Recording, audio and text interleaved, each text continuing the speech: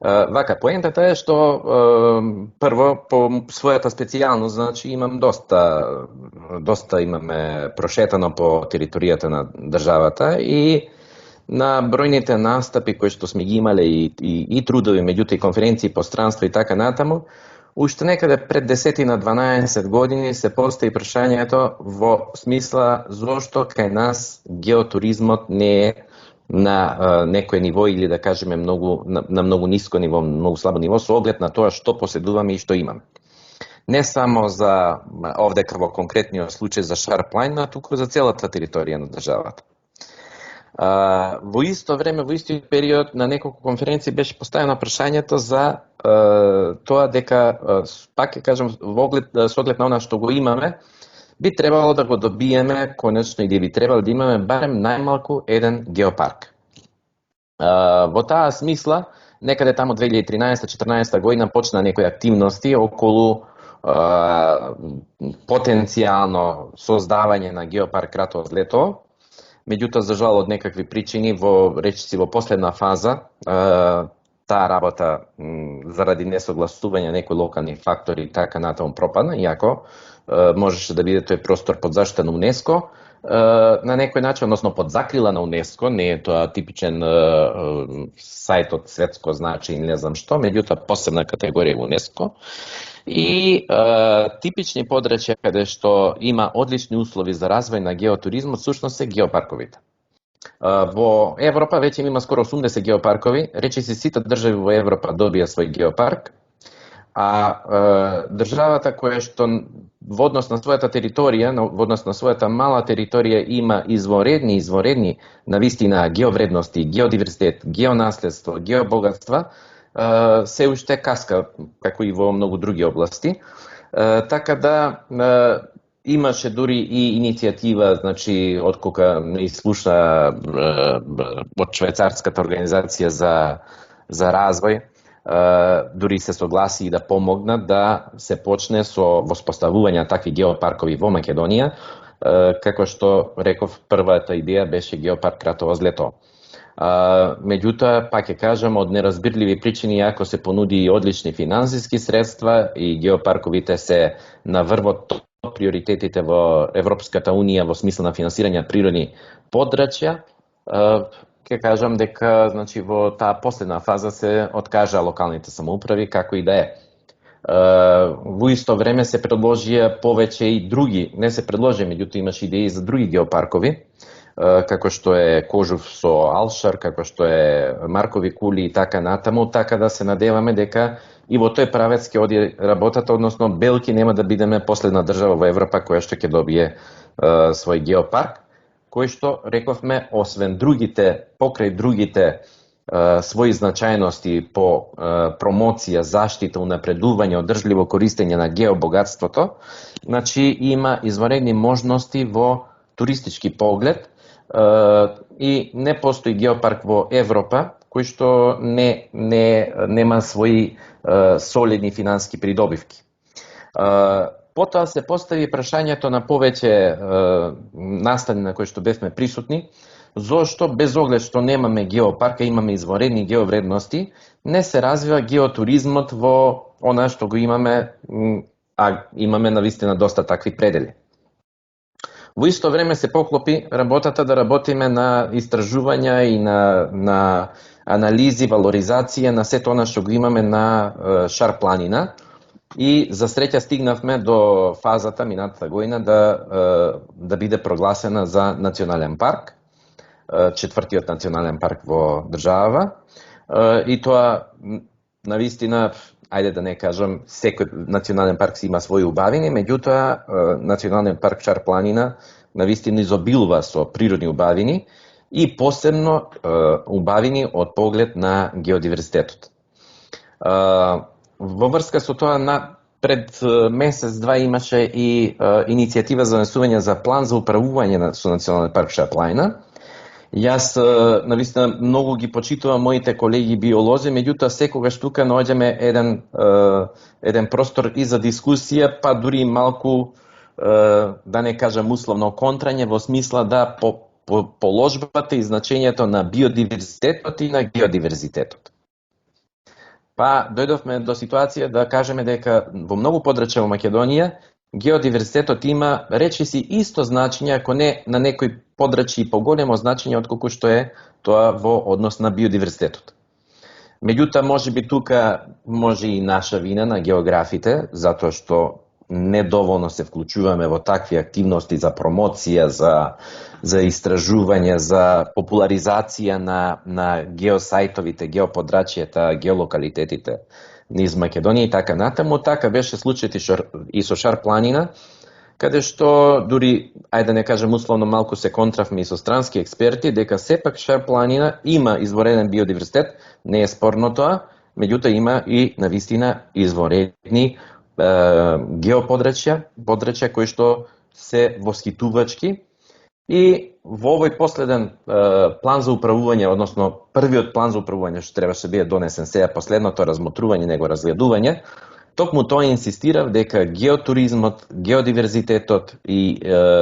геоатракциите треба да си го заземат своето место во самиот план за управување. Не само шумите, не само растенијата и така натаму, може би тоа до некаде и одраз на нашето севкупно делување, не знам, активности, трудење да се постигне, да се направи нешто и така натаму. И се надевам дека нешто ќе направиме во тој поглед. Моето главно образложение беше голем еден настан. Главно образложение дека огромен број на посетители на Шар планина доаѓаат таму, сега веќе национален парк Шар планина, доаѓаат таму да ги видат геоубавините. Врвовите, сртовите, прекрасните видици кои што се пружаат таму, цирковите, глацијалните езера и така натаму. Да, има можеби и биодиверзитетот си има свое значење и своја убавина, меѓутоа оние најуникатни предели што се на Шар планина всушност се уникатни по своите геокарактеристики. И во таа смисла само едно кратко запознавање, значи за самата Шар планина, која што навистина се уште не е промовирана на оној начин на кој што се промовирани другите планини можеби во Македонија. Една од причините е тоа што не постоја добри истражувања, солидни истражувања од аспект токму на геодиверзитетот и геовредностите на оваа планина. Ние се консултиравме и работевме и со колеги од Италија, од Унгарија и така натаму, и сите малку се зачудени зашто некако како да била запоставена оваа планина долг временски период. Дали е од какви се геостратешки, политички, вакви, онакви причини не налегувам, меѓутоа дојдовме до изворедни сознанија, знаења за планината, знаења кои што биле претходните некои работи, главно што се работеле за оваа планина, дел од претходните работи се стари и до 100 години, значи некои истражувања, пример на глацијацијата, на убавите геопредели, таму датираат од 1912 година, 1924, 28, 31 година и така натаму, така да речиси 100 години немало нешто кој знае какво некое големо истражување и затоа ова беше еден скок понатаму. Само сакам да кажам дека еве ја положбата на планината, на Шар планина, во тие некои потесни граници условно се протега на наша територија и на територија на Косово. Во тие некои потесни граници зафаќа околу 1670 км квадратни, а на наша територија е половина од таа површина, некаде околу 800 км квадратни. Од тие 800 км квадратни, ние при нашите анализи, при нашата работа, утврдивме дека подрачје од прилика од околу 627 км квадратни заслужува да биде национален парк. И гледате овдека на таа карта кај се тие зони, зоната за строга заштита, одржливо користење, активно управување. Значи секоја зона си има, нормално зоната за строга заштита е и најатрактивна и проценато дека има најмногу вредности. И мене ми е тука драго да кажам дека многу мои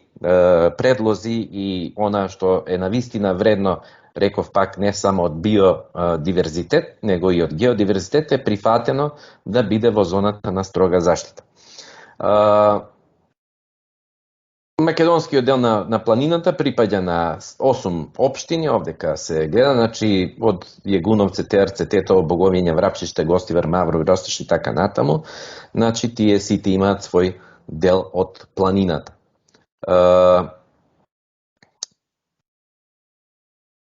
Сега за некои геовредности на националниот парк Шар планина. Значи речен релјеф, флувијален релјеф, многу бројни долини, клисури, кањони, богата хидрографска мрежа, значи изморедно разновиден денудацијски релјеф. Понатаму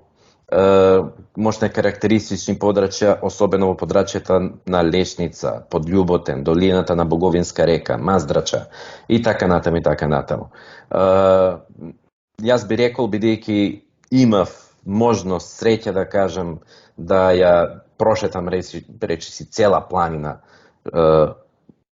убаво, да ја прегледам, значи мислам дека скоро и да нема дел од планината кој што нема своја карактеристика, убавина и кој што нема посетители.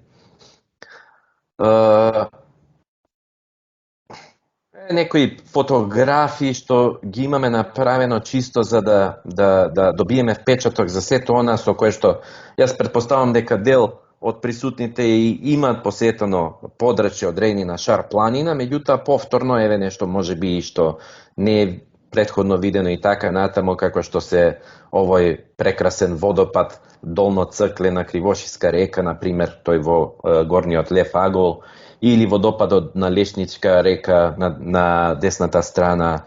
Понатаму фантастичните погледи од врвот Плат, ова е доле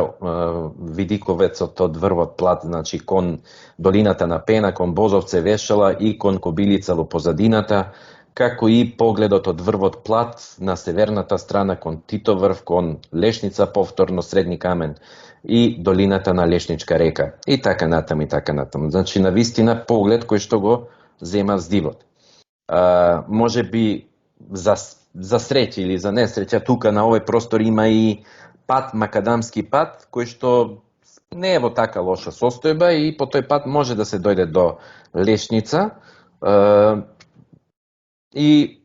движејќи се по тој пат релативно лесно, да кажеме, може да се искачи до врвот Плат, до Церипашина и до некои други предели на Шар планина.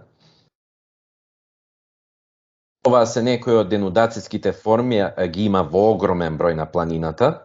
на вистина, значи во вид на различни остенци, во вид на пирамиди, во вид на карпести игли, во вид на особено во околината на Јелак, Лешница, делови на Враца и така натаму и на Враца и јужниот дел на планината, кој што исто има фантастичен геодиверзитет. Понатаму различни мешавина на шкрилци со варовнички карпи, дури имаме појава и на карстен релјеф, што не беше толку познато претходно. Значи, ова е еден од влезовите, тоа се главно релативно кратки пештери, кои за жал дел од нив, најголем дел не се проучени, не се истражени, затоа што на вистина реков само малку е чепнато во истражувањето на Шар планина, има уште многу работи да се видат таму, меѓутоа има на пример пештера, Понорска пештера, значи низ која што слободно може да се влезе, со длабочина некаде од 50 метри, интересна работа, главно италијаните, колегите од Италија, значи истражува некои од пештерите и навистина утврдија дека посебно во тој дел околу Кара Николица, дека има навистина дури се гледаат отворите на пештерите и се гледа како цела река, Караниколичка река, понира, влегува внатре во самата пештера и се појавува надолу во вид на 6-7 интересни извори. Понатаму, значи површински карстни форми, на некои места има вртачи, шкрапи и така натаму. Меѓутоа особено нормално интересен е глацијалниот релјеф со, рековме, цирковите, преку 50-60 цирка има, 8 така наречени мега циркови и така натаму, бројни валови, моренски материјал. Сето тоа што укажува, значи не случајно се заинтересирани. Тоа е интересна работа, можеби што се заинтересирани од истражувачи од универзитети од 5, 6, 7 држави во Европа на некој начин имаат програми за истражување на Шар планина, можеби не ни е ни познато или слабо сме запознаени, и од нив истото се слуша дека оваа планина крие извореден не само геодиверзитет, него работи кои што, например, ги интересира глацијалниот релјеф и глацијалните процеси, и снегот горе. На некои места имаме на Шар планина места каде што снегот се задржува цела година, во одредени години, не баш секогаш, меѓутоа и тие мали снежници им се интересни во смисла на анализа на климатски промени, што се случува со климата на овој простор на Балканот, па и пошироко, и така натаму, и така натаму. Значи, навистина има многу голем број на странци и истражувачи, меѓутоа и обични посетители кои доаѓаат на Шар планина да ги видат тие геоатракции. Ние знаевме дека има на Шар планина 10, па 15 глацијални езера и така натаму, меѓутоа направивме убаво евидентирање и дојдовме до бројка од навистина реални 44 глацијални езера на нашиот дел од Шар планина, од кои што нормално 10-12 се периодичен карактер, меѓутоа имаме и околу 30 глацијални езера кои што се постојани. За жал, токму поради климатските промени, меѓутоа и неодговорното делување на човекот, дел од тие глацијални езера се во опасност, некои се механички загадени, некои се при исушување и така натаму, така да и тоа е еден индикатор за тоа што ни случува со климата и каков ни е нашите однос кон езерата. Некои од поголемите и покарактеристичните, немавме ни време ни можност, нема да сите фотографии, оние што се особено атрактивни да ги погледнеме, значи големиот Кривошиски цирк, например, Караниколичкото езеро, долно и горно, посебно долното е интересно и така натаму. Така да, сега наоколу геотуризам, нешто ќе видиме и понатаму, значи, тоа е главно туризам кој што е базиран на посета, наблюдување, уживање, па и проучување, да кажеме, за една помала група на луѓе, значи на геолошките, геоморфолошките феномени, карактеристики, уникатни појави, атрактивности и така натаму и така натаму. Значи, пак ќе кажам, во светот зема се поголем замав, бидејќи луѓето бегаат од оној масовен туризам, веќе им е дежави, веќе им е видено тоа и не сакаат, посебно сега, во услови на пандемија и кој знае дали, кога и како ќе заврши или како ќе оди понатаму состојбата. Значи, едноставно, масовниот туризам полека на некој начин, не знам колку иднина ќе има понатаму и токму овие алтернативни форми, значи, земаат се поголем замав и на нив се смета во идниот период се повеќе. И сега, кои се тие геоатракции, значи, од планински врвови, долини, кањони, клисури, значи слабо знаеме дека има навистина уникатни, мощни, интересни кањонски делови, реки со слапови брзаци, не знам, многу бројни водопади, пештери, пропасти ги спомнавме и така натаму и така натаму. Значи, не можеме сите да ги наброиме нормално, значи Шар планина уникатна кај нас што има дури 167 врва над 2000 метри, односно делоти на националниот парк, односно има повеќе врвови на 2000 метри од сите други планини заедно. Од нив дури 40 се над 2500 метри, а дури 12 се над 2600 метри. Ние немаме таква некоја друга планина која што има кораб, има неколку врва над 2600 метри, Пелистер има еден и толку тука се завршуваат со планините што се повисоки од 2000 или што се високи 2600 метри и повеќе. И 3 врва над 2700 метри. Еве ги врвовите над 2700 метри, тоа се она највисока тројка, видиме, од која се пружа фантастичен поглед на вистина и кој уживање да се посета, да се видат. Тоа е во средината е Титоврв, иако изгледа како најмал, фактички е највисок. На десната страна е Бакрдан врвот, на левата страна е Мал Турчин, или Титоврв порано бил познат и како Голем Турчин или само Турчин, претходно како Шар врв и така натаму. Тоа се смета и целата планина, Шар планина. И така натаму. Значи, навистина, љуботен со својата, гледате каков извореден, еден од огромните сипари и еден останок кој што е многу маркантен за овој врв и кој што се гледа навистина оддалеку. и извореден исто панорамски види горе, меѓутоа и уживање на движење по овие сипарски предели, по искачување на остеноците кон Љуботен горе и така натаму и така натаму.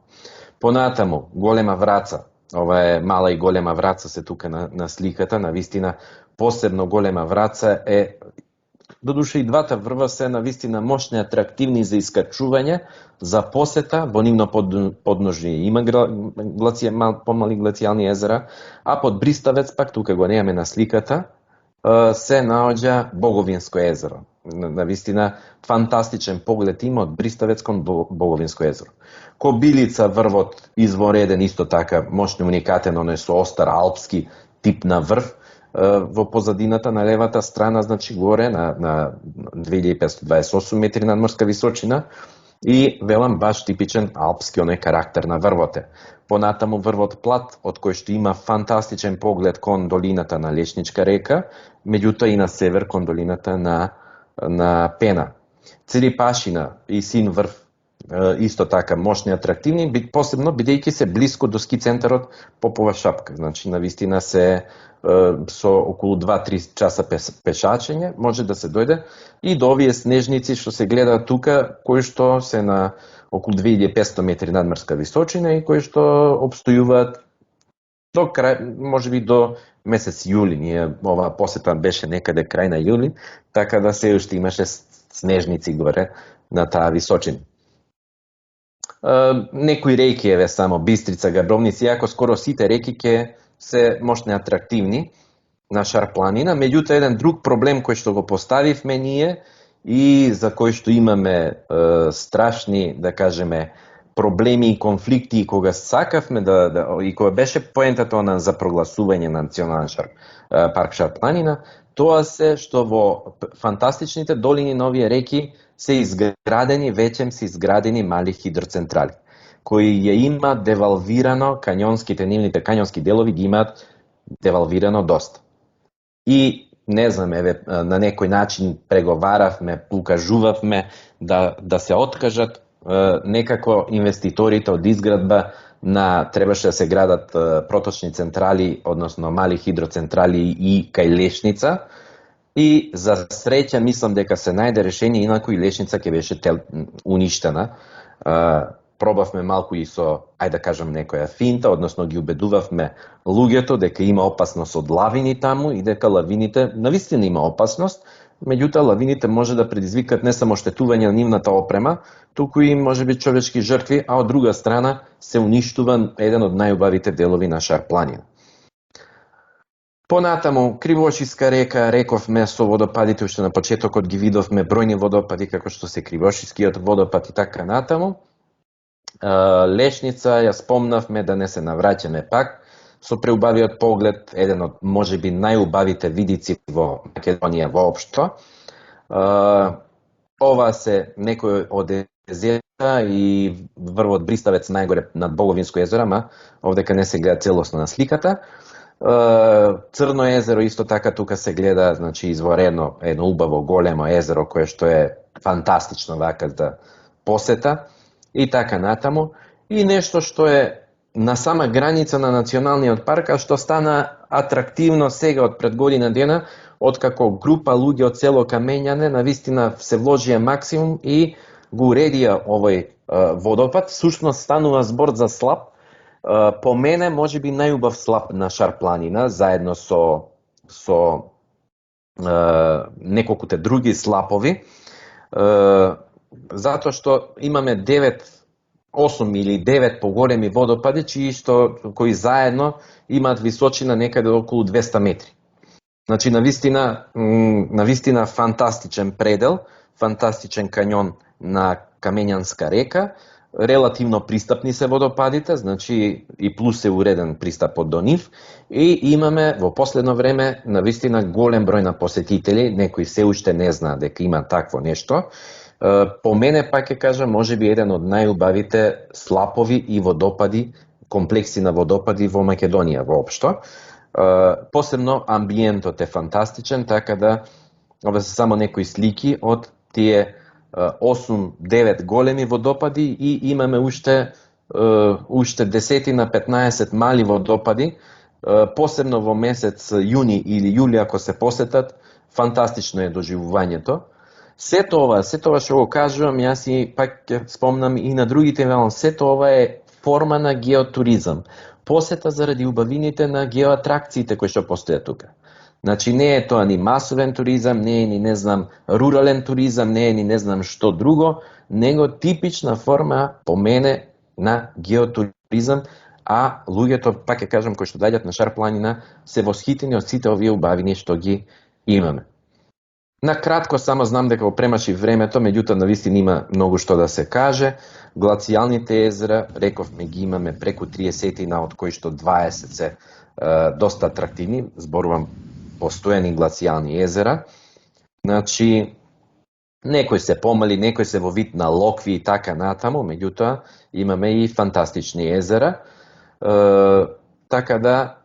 и има исто така бројни посетители кои што се искачуваат до езерата. Само пак ќе кажам, при посета на сите овие езера, како големо, јас не ставив намерно, не сакав фотографија да ставам, последната посета пред 3-4 месеци, каде што имаше огромна количина на ѓубре околу езерото. И навистина не ми јасно, ете, значи, таа може би свест, или може би јас си предложив да има табли информативни, некакви едукативни,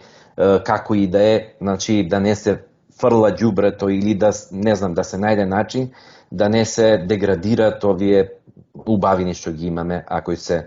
уникатни навистина. Значи Ливадичкото езеро имаме навистина, нема потреба сега сите да ги ски центар Попова шапка кој што е пример на масовен туризам овдека. Меѓутоа недоволно уреден, несоодветно, нема соодветна дополнителна понуда, оние тури што рековме до некои атрактивни геолокалитети и така натаму, иако во непосредна близина ски центарот се всушност и највисоките врвови на планината, и Цирипашина, и така натаму. И сега на место заклучок. Она што мене малку ме нервира, што стандардно оние што се занимаваат со туризам, ќе кажат има Националниот парк Шар планина со своите природни убавини, геовредности, геоатракции, има потенцијал, можности за развој на геотуризам, односно на туризам воопшто да кажеме. Меѓутоа, само ќе споменам, тоа не е воопшто доволно да се каже, значи убавини има, навистина многу, меѓутоа, за сега, ништо од тоа не е средено како што треба да биде средено. Значи, отпадоци има многу, уништување на природата со мали централи, со фрлање на, значи со деградација на одредени предели, со уништување на вегетацијата, на шумите и така натаму. Тоа е втора работа на која треба веројатно и ќе инсистираме да се посвети внимание. Трета работа е уредување на атрактивните предели, например, посебно водопадите, оној слаб исто така долно цркле што го видовте, што е навистина уникатен како низ еден лонец паѓа водата, а под него има уште 4-5 водопади, вкупно околу 50 метри се заедно водопадите, меѓутоа пристапот воопшто не е, дури и ризичен пристап. Камењанските водопади, односно слапот на Камењанска река, треба да биде пример како треба се уредат другите водопади, не само на Шар планина, него и во цела Македонија, затоа што е користен дрвен материјал, локален материјал, толку добро вклопен во природата, што човек не гледа дека всушност нешто изградено дополнително, направено во вид на видиковци, на скали и така натаму, за разлика од места кај што имаме користење на бетон, железо, челик и така натаму, едноставно веднаш добиваш некаква одбивност кон тоа.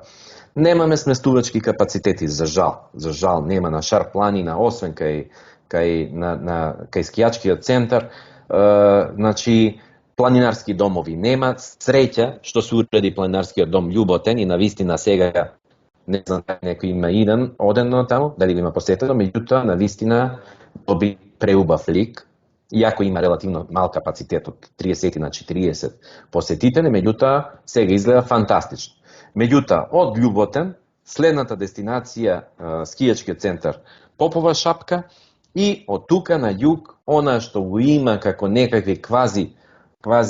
минијатурни планинарски домови, нешто има кај Јеловци таму и така натаму, меѓутоа тоа се за 2-3 и тоа е во катастрофална состојба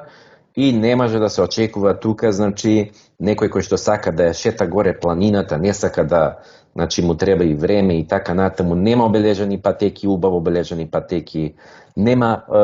пак ќе кажам, значи,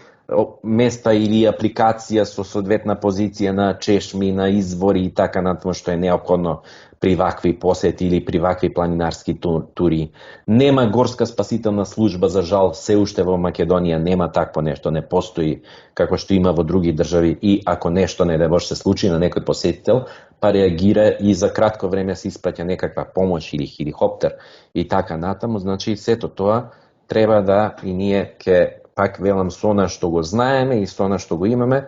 ќе направиме се што може, не само Шар планина, меѓутоа и други делови на Македонија, едноставно први на оне поим на геотуризам, геоатракции, да се малку да добие на значење, а потоа и на вистина да се направат некакви напори, да се уреди просторот, меѓутоа главната, крајната цел на туризмот воопшто е и да се има економски придобивки од тоа. Џабе се да се направи ако тоа не биде на некој начин наплатено. Значи, ако туристот не остави финанси за тоа што престојувал некаде. Тогаш нема економска добивка за населението во тој простор.